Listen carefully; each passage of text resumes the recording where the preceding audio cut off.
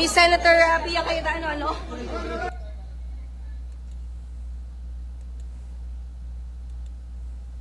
Para ma-impeach ang isang opisyal.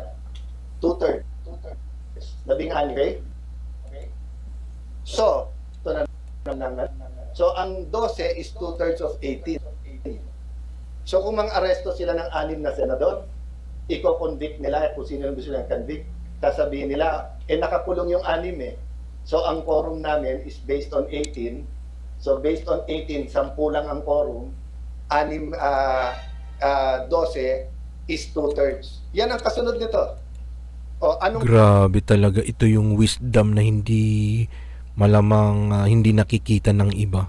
Grabe, kasi kung pinapayagan nila, ibig sabihin dosis sila, talagang pipilitin nila na kasunod?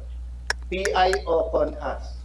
So hindi biro yung kasunod doon. Hindi ito labanan ng si Soto o si Cayetano, si Gatchalian o si Cayetano, ang Malacanang at Senate. Hindi po future ng ating bansa ang at stake dito.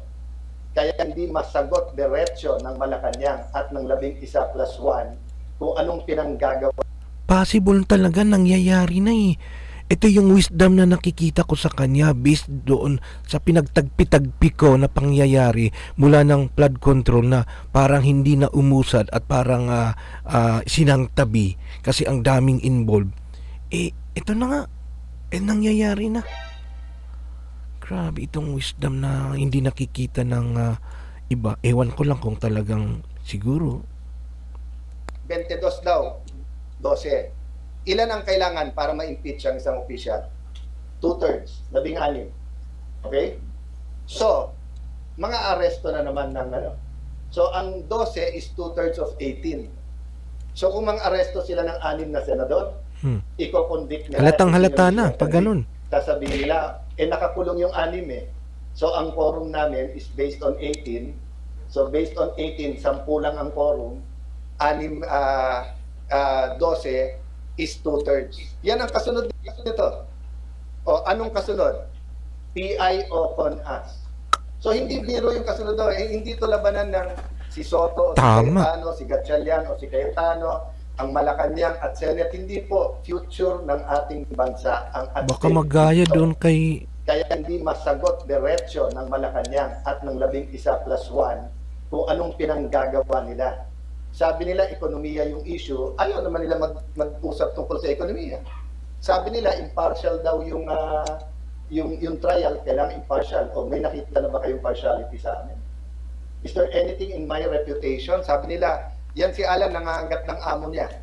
O unang-una, hindi ko amo si Vice President Sara. Pangalawa, kaibigan ko siya, pero hindi namin parating nagkakasundo sa politika. O so wala naman pala silang angal sa impartiality ko. O, bakit ngayon sinasabi? So, Ma'am Jessica, the point is, for their convenience, the media, the Constitution, Senate should bend backwards. I don't think so. I think they should follow the law. Isa na lang po, anong reaction nyo nung sumikot po ni Escudero? That's nagkaroon po ng majority yung dating minority. I'm praying for him. I know his circumstance. Many people close to me said a lot of things last night. At ang sabi ko, kung alam nyo lang ang pinagdadaanan ng bawat senador, alam mo ang pinakamabigat sa akin, I'm just human, but pinakamabigat sa akin, pag lalaki umiyak. Kasi lalaki din ako eh. Sa buong buhay ko, twice ko lang nakita umiyak dad ko. Nung EDSA Revolution and then one more time. 2 beses ko lang nakita umiyak ang dad ko.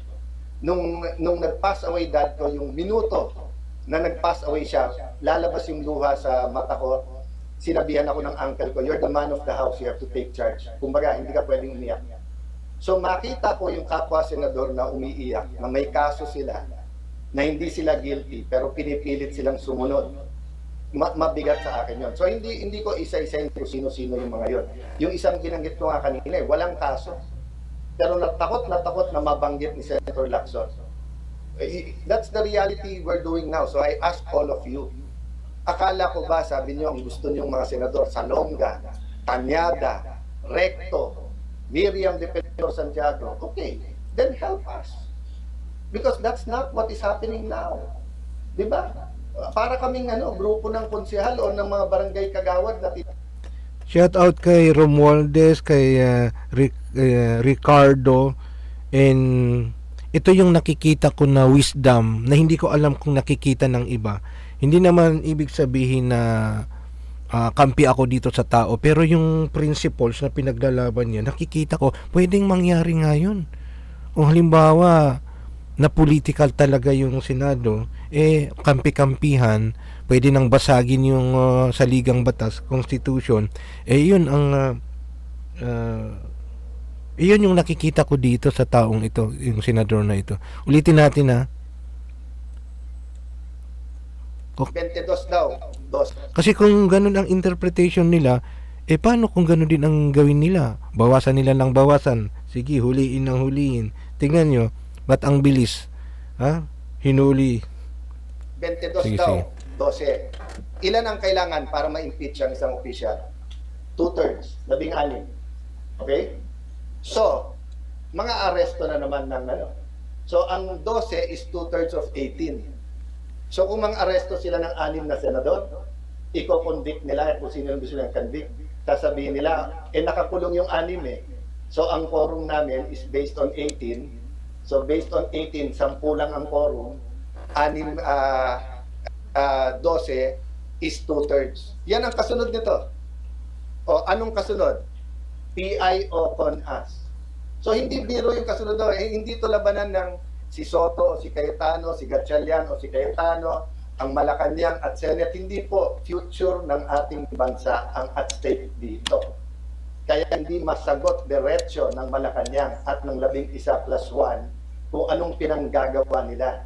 Sabi nila, ekonomiya yung issue. Ayaw naman nila mag-usap tungkol sa ekonomiya. Sabi nila, impartial daw yung trial, kailangan impartial. O may nakita na ba kayong partiality sa amin? Is there anything in my reputation? Sabi nila, yan si Alan nangaanggat ng amo niya. O unang-una, hindi ko amo si Vice President Sara. Pangalawa, kaibigan ko siya, pero hindi namin parating nagkakasundo sa politika. O, so wala naman pala silang angal sa impartiality ko. O, bakit niya sinasabi? So, Ma'am Jessica, the point is, for their convenience, the media, the Constitution, Senate should bend backwards. I don't think so. I think they should follow the law. Isa na lang po, anong reaction nyo nung sumipot po dito kahapon si Senator Escudero? That's nagkaroon po ng majority yung dating minority. I'm praying for him. I know his circumstance. Many people close to me said a lot of things last night. At ang sabi ko, kung alam nyo lang ang pinagdadaanan ng bawat senador, alam mo ang pinakamabigat sa akin, I'm just human but pinakamabigat sa akin, pag lalaki umiyak. Kasi lalaki din ako eh. Sa buong buhay ko, twice ko lang nakita umiyak dad ko. Nung EDSA Revolution and then one more time. 2 beses ko lang nakita umiyak ang dad ko. Nung nag-pass away dad ko, yung minuto na nag-pass away siya, lalabas yung luha sa mata ko, sinabihan ako ng uncle ko, you're the man of the house, you have to take charge. Kumbaga, hindi ka pwedeng umiyak.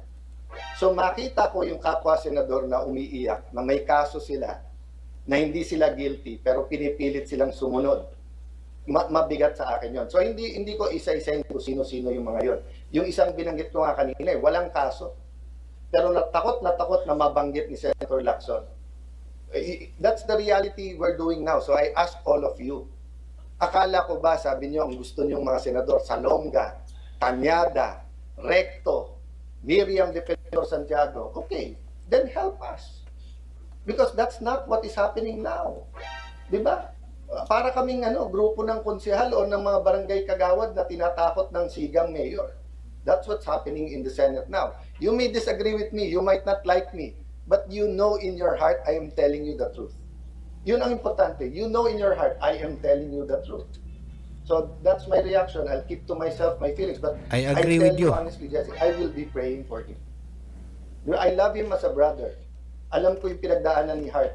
Alam kong ama siya na yung nagtatanong yung anak niya anong nangyayari. So I'm praying for him.